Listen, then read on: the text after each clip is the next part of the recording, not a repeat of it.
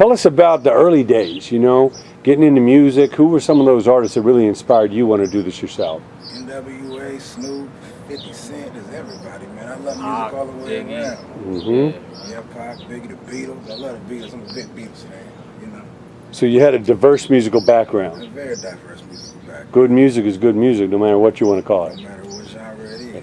That's important.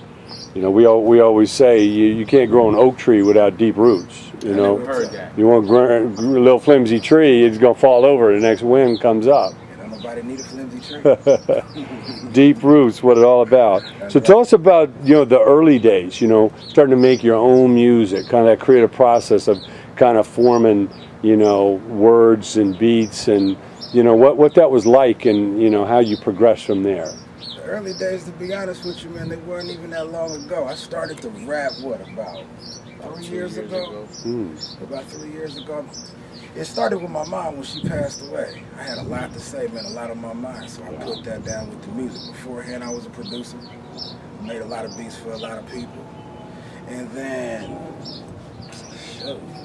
it just hit me one day, and I was like, man, I'm going to be an artist, Emerson Windy, and here I am. That's beautiful. And what part of the process do you take care of? Yeah, don't be modest either, man. Go ahead and tell Step up. It's my right hand in the studio, baby. Yeah, I'm just part of the entourage, really. This is my a lot of writing, music, that part. Okay. Yeah. So one of you come to an idea, the other, and you kind of bounce ideas back. A lot of my best ideas I bounced off my man right here, and he helped enhance them. Okay, beautiful. So now, when we're talking about doing music in this modern time, industry's kind of constantly changing.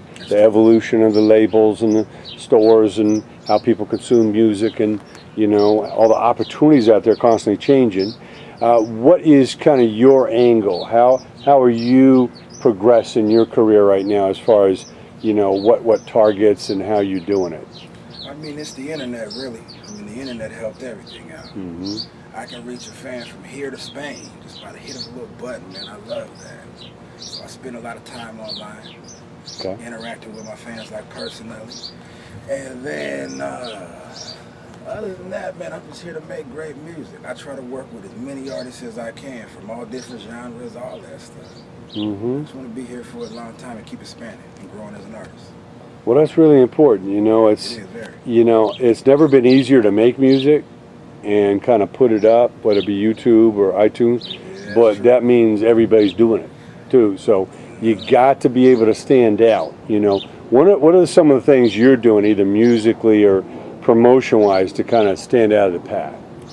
Well, for one, I got a scratch and sniff album. It smells like weed. Everybody knows I'm a weed man. That's my thing. So yeah, I made my album smell like pot, people. So you got to go check that out. Amazing. Now how'd that process happen? You actually had to go find a company that makes that? I was actually over there to order my album, and I saw he had a little scratch and sniff thing on the desk, and I was like, yo, homeboy, what's that? And he was like, oh, that's nothing. He swept it underneath the rug almost. And he was like, no, it's just a scratch and sniff thing I did for another person, man. It smelled like strawberries. So I asked, man, is there any way possible that this thing could smell like weed? He said, well, shit, I don't think they make a weed. And I said, well, ask them. So we did. I didn't take the no for an answer. Boom, here we go. Wow. So they had to kind of extract it down to almost like a perfume or a fragrance. Yeah, like a perfume. I mean, I wouldn't say it smells, It smells like pot. It smells like pot, but it ain't the shit that I be having. Of course, not the OG Kush, right? It ain't the OG Kush. I actually got my own strain of weed now. It's named after me, Emerson Windy OG. That's gonna be at y'all real soon. Okay, good. Well, to law enforcement, a lot of people, they still think marijuana is something evil and all that. Bullshit. But obviously here in California, it's legal with your card. With your recommendation. It's medicinal. Yeah. And that's the way I look So, at it. obviously there's advantages to it. They would never have made it legal. And of course in Colorado and Washington, you don't even need the card. I mean, obviously, it's all about balance in life. You can abuse anything. You can abuse chocolate cake or whatever, So what do you tell those that are still thinking that weed is something like crack or heroin or, something much more negative? weed is a plant that's still in its natural state when it's ingested for the most part. So I don't think there's anything wrong with marijuana. Now, would I want my son to smoke weed? No, it's not for that. But if it's used in the proper arena, I think it's okay. And I don't see what the government has such a problem with marijuana.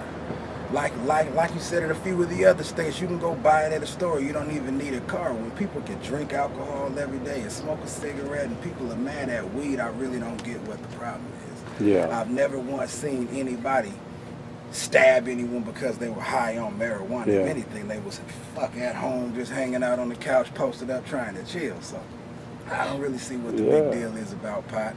I think it should stay away from the youth. Of course. Because, their brain is still forming and things like that, all those little pathways. But other than that, man, I think it's a beautiful plant. Yeah, 18 and over, you decide what you want to do with your life, Well, I think it's so important because we have so many drunk drivers. We have so many people killed from alcohol-related fights in the clubs. Alcohol seems to cause people to want to, either drive recklessly or get into fights. But weed, to me, it has...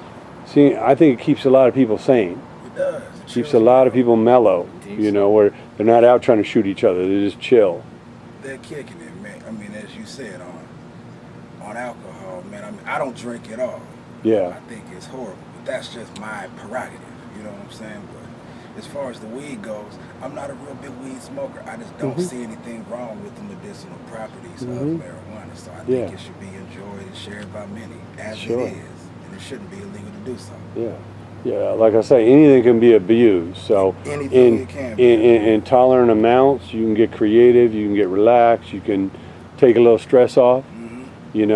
Obviously a lot of the hip-hop artists out there, from Wiz Khalifa to Snoop Dogg to all that, it's a big part of their culture, their personality. He smokes weed, but shit, he ain't never missed a date. Yeah. You know what I mean? And everybody, man, when I started to sell weed when I was 18 years old, I had no idea how many people smoked marijuana. I just assumed it was me and all my fucking friends and, who was smoking weed. But when I started to sell weed, I realized it was a lot of older folks, the doctors, the lawyers, people's fucking parents just getting high as hell. But they would still go to work every day, and they were, they functioned. I had no idea. I thought it was just a teenage thing. But it ain't like that, man. And things are changing.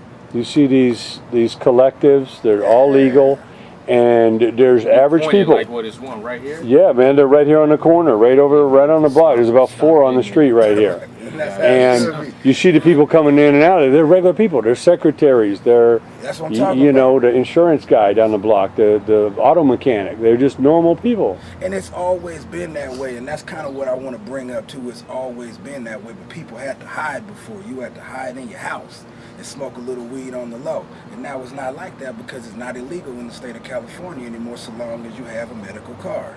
And I don't see why the rest of the states in the union can't just propagate that, just keep that going. Yeah. There's nothing wrong with it. They're not having a bunch of problems up in Washington because people are smoking weed. Yeah. They've always been smoking weed. So yeah.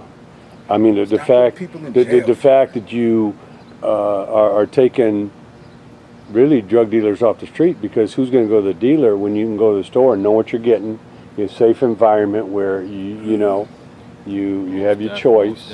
And the crime has actually gone down because of it. Because me, when I was young, that's exactly what I had to do. I was in the streets with the marijuana and providing. But now that it's in this little building right here, I mean, you don't see people getting robbed and stabbed all the time because people have pot in there. Things do happen, but you can also rob a liquor store.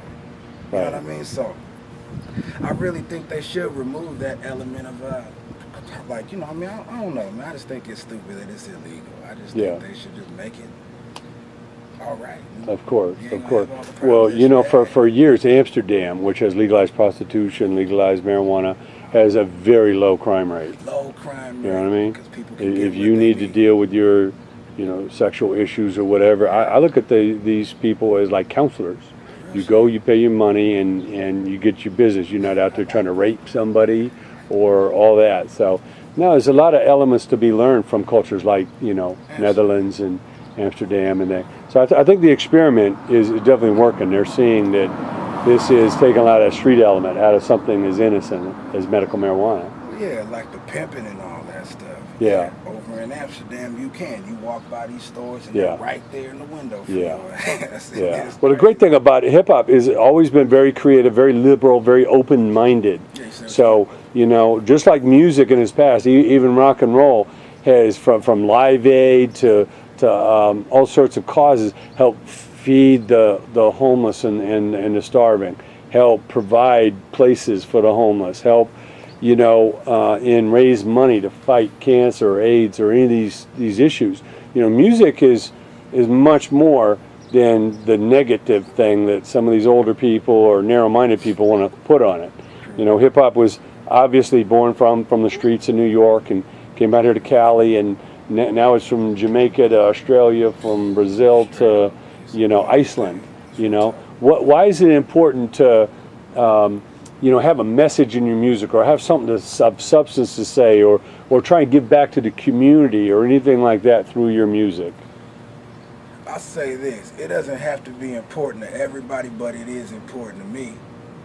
It might not always pop up in my music as far as having a message all the time, because, you know, it's for fun too, it's entertainment. But at the same time, the things that I do outside of the booth, I'm all about the issues and helping people. I mean, I gave away a 63 Impala to help kids cancer. Like, it was a beautiful car. You saw it, that thing had high rolls, it bounced all over the place.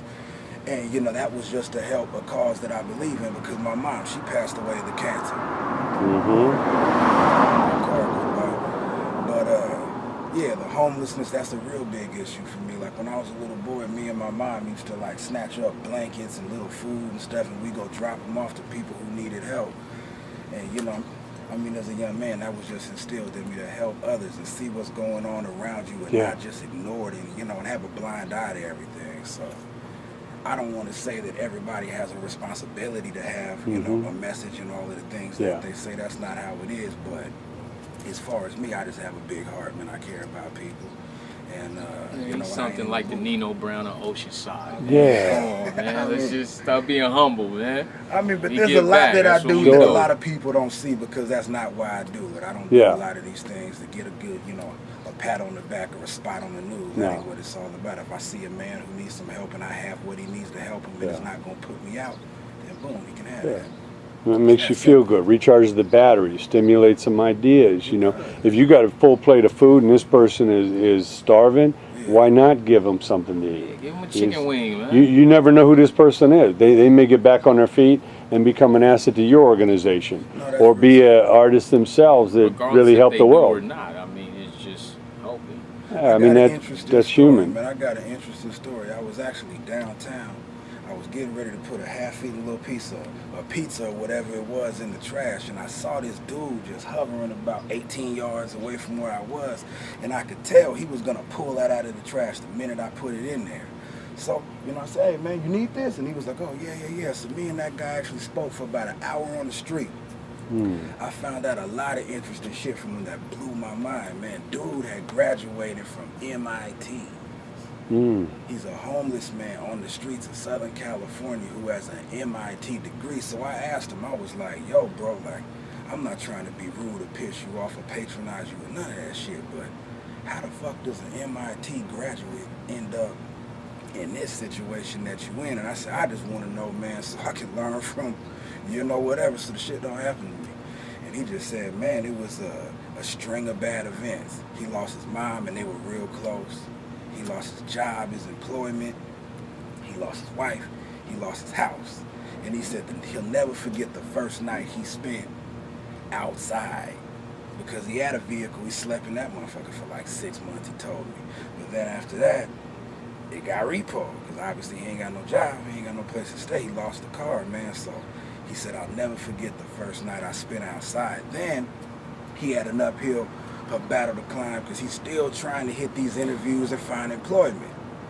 All while he's in a bathroom in the sink trying to do the little bird bath and do what he can. And then he said he ran into the problem. He was overqualified for everything. You can't get the little job at a Mickey D's when you graduated from MIT, because your boss is like, man, I'm gonna get fired fucking with this dude. Right.